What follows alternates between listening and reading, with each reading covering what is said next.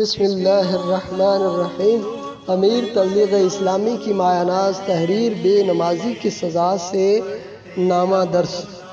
محترم بھائیوں اور بزرگوں، وہ بھائی غور کریں، وہ بہنیں بھی غور کریں جو نمازوں کو قضا کر دیتے ہیں۔ یاد رکھیے، نماز قضا کرنا کوئی معمولی گناہ نہیں ہے۔ افسوس، صد افسوس، آج دنیا کے گورکھ دندوں میں مصروف ہو کر، دوست یاروں کے ساتھ گپ شپ میں لگ کر، کھیل تماشوں میں مشغول ہو کر، تجارت و کاروبار میں منہمک ہو کر، نماز جیسے اہم ترین فریضے سے غفلت برتی جا رہی ہے۔ افسوس، صد افسوس، ایک دو دن کی بات نہیں بلکہ روزانہ، وہ بھی ایک دو نہیں بلکہ پانچوں نمازیں قضا کر دی جاتی ہیں۔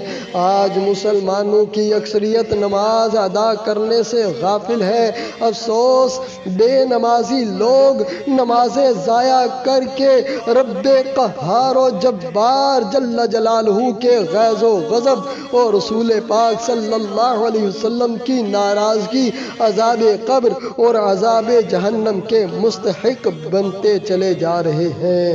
حضرت سیدنا انس بن مالک رضی اللہ تعالی عنہ سے مروی ہے کہ شہنشاہ عرب و عجم، دافع رنج و علم، رسول محتشم صلی اللہ علیہ وسلم کا فرمان معظم ہے، بے شک اللہ تعالیٰ کے یہاں ایک فرشتہ مقرر ہے جو ہر نماز کے وقت یہ ندا لگاتا ہے کہ اے اولاد آدم، اے اولاد آدم، اٹھو اور جہنم کی اس آگ کو جسے تم نے نمازیں چھوڑ کر اور اللہ تعالیٰ کی نافرمانی کر کے اپنے لیے جلایا ہے، اسے بجھاؤ۔ اے نمازیں قضا کرنے والے نادان اور غافل مسلمانوں، آج تمہیں نمازیں قضا کرنے کا کچھ احساس نہیں، مگر عنقریب موت کا ایک وار تمہیں قبر کے اندھیرے گھڑے میں جا گرائے گا، پھر پچھتانا لا حاصل ہوگا۔ اگر رب تبارک و تعالیٰ نے نمازیں قضا کرنے والوں کا عذاب تم پر مسلط کر دیا تو کیسے برداشت کرو گے؟ خدا را ہوش کے ناخن لو، خواب غفلت سے بیدار ہو جاؤ، رب قہار و جبار کے قہر و غضب سے پناہ طلب کرو۔ رب العالمین ارحم الراحمین جل جلالہ کے حضور نمازیں قضا کرنے اور دیگر گناہوں پر رو رو کر صدق دل سے پختہ توبہ کر لو۔ اللہ رب العالمین جل جلالہ کی رحمت بہت وسیع ہے، اس کی رحمت کا دریا ناپید کنارہ ہے، وہ گناہگاروں کی توبہ قبول فرمانے والا ہے، لہذا توبہ میں مزید تاخیر نہ کرو، بلکہ ابھی رب تعالیٰ کے حضور یہ پختہ عزم کر لو کہ جیسا بھی ضروری کام یا مصروفیت ہوگی میں نماز سے غفلت نہیں کروں گا انشاءاللہ تعالی۔ علاوہ ازیں اب تک قضا ہونے والی نمازوں کا تخمینہ لگا کر ان کی بھی جلد از جلد ادائیگی کرو اور رب تبارک و تعالیٰ کی رضا اور خوشنودی کے مستحق بنو۔ نیز اپنے عزیز و اقارب اور دوست و احباب کو نماز کی تبلیغ کرتے رہو، بالخصوص اپنے گھر والوں کو نماز کی سختی سے تاکید کرو، جیسا کہ سرکار ذی وقار، نبیوں کے تاجدار، محبوب پروردگار جل جلالہ صلی اللہ علیہ وسلم کا ارشاد خوشبودار ہے، جب تمہارے بچے 7 برس کے ہو جائیں تو ان کو نماز پڑھنے کا حکم دو، اور جب 10 سال کے ہو جائیں تو ان کو مار کر نماز پڑھاؤ اور ان کے سونے کی جگہیں علیحدہ کر دو۔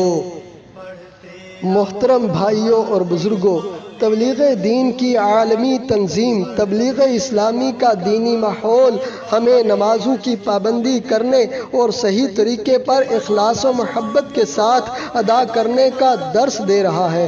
آج کے پرفتن دور میں دین پر استقامت کے لیے ایک دینی ماحول کی اشد ضرورت ہے اور اس سے انکار نہیں کیا جا سکتا۔ الحمدللہ تبلیغ اسلامی ہمیں ایک ایسا دینی ماحول فراہم کر رہی ہے کہ جس کی بدولت دلوں میں اللہ رب العزت کی بندگی کا شوق اور مصطفیٰ جان رحمت صلی اللہ علیہ وسلم کی اطاعت و فرما برداری کا ذوق پروان چڑھتا ہے۔ علاوہ ازیں دین کی فکر نصیب ہوتی ہے، دین پر عمل کا جذبہ بیدار ہوتا ہے اور دین اسلام کی تبلیغ کا شوق پیدا ہوتا ہے۔ تبلیغ اسلامی کا نصب العین ہے، کاش ہم سب دین کی فکر کرنے والے، دین پر عمل کرنے والے اور دین اسلام کی تبلیغ کرنے والے اللہ تعالیٰ کے پسندیدہ بندے اور رسول پاک صلی اللہ علیہ وسلم کے سچے غلام بن جائیں۔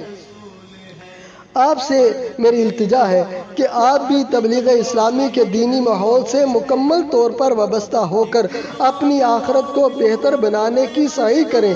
تبلیغ اسلامی کے دینی و تبلیغی کاموں میں بالخصوص اپنے شہر میں تبلیغ اسلامی کے ہفتہ وار اجتماعات میں شرکت اور تبلیغی قافلوں میں سفر اختیار فرمائیں اور ثواب عظیم پائیں۔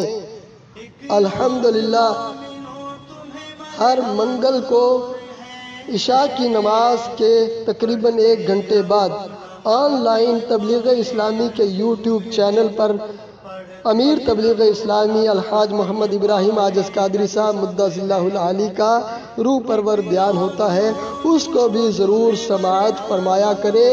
انشاءاللہ تعالی دل اس سے پاک ہوں گے اور ذہن بھی پاک ہوں گے اور روح بھی پاک ہوگی۔